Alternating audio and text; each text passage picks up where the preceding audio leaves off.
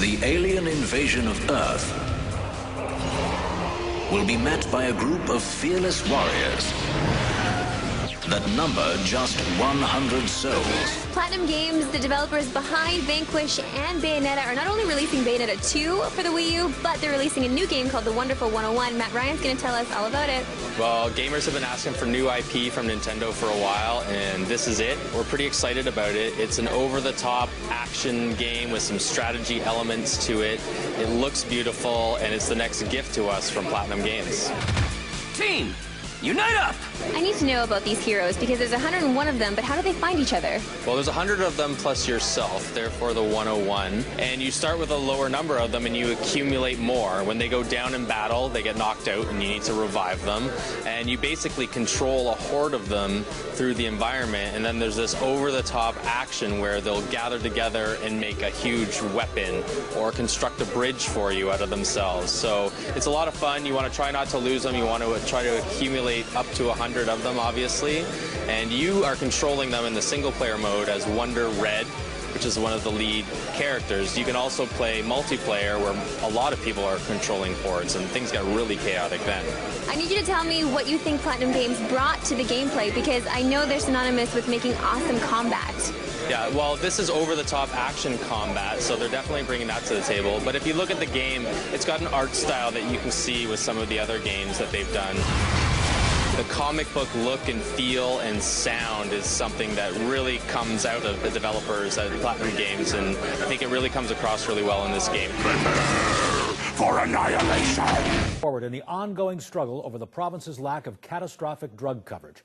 The province will soon roll out its plan to cover such expenses, but that is of little comfort to those who need the help right now. We have team coverage for you tonight, and we begin with Global's Shelley Steeves reporting in Fredericton. Shelley, what have you got for us?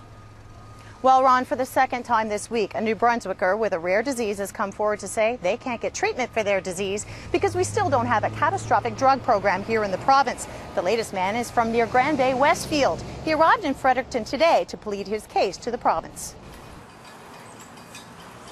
71-year-old Doug Greene's lifeline is his oxygen tank. It goes wherever he goes. Just over a year ago, he was diagnosed with a rare and fatal lung disease. The disease is called IPF. Idiopathic pulmonary fibrosis, which is a scarring of the lungs, and eventually it takes over your lungs and you can't breathe. His form of IPF affects only about 100 New Brunswickers. Without a lung transplant, Greene says he likely has 2 years to live, unless he gets a drug called Esbrit, but it isn't covered by the province and costs $42,000 a year. You know, you pay your taxes all these years, and when you need help, it's almost like they turn their back. So he's hauling his oxygen tank to Fredericton to plead with the province to have the drug approved. Robert Davidson, president of the Canadian Pulmonary Fibrosis Foundation, joined Greene in Fredericton. I'm hoping that what we get is a fast movement on the approval process to add this drug to the formulary, because we really don't, IPF patients don't have time to wait, so it's a time issue. If they move from mild to moderate into severe, then the drug doesn't apparently work. The Department of Health has confirmed it has a request on file for Esbrit to be approved. The new drug is currently under review by the province's Canadian Drug Expert Committee. It should have an answer for Greene soon, but not soon enough, says the province's Liberal health critic, MLA Donald Arsenault. He says Greene's case is proof the province needs a catastrophic drug plan soon. Last year alone, the province of New Brunswick has saved over $20 million by going into generic drugs. The whole intent of doing that was take those savings and invest into a catastrophic drug plan.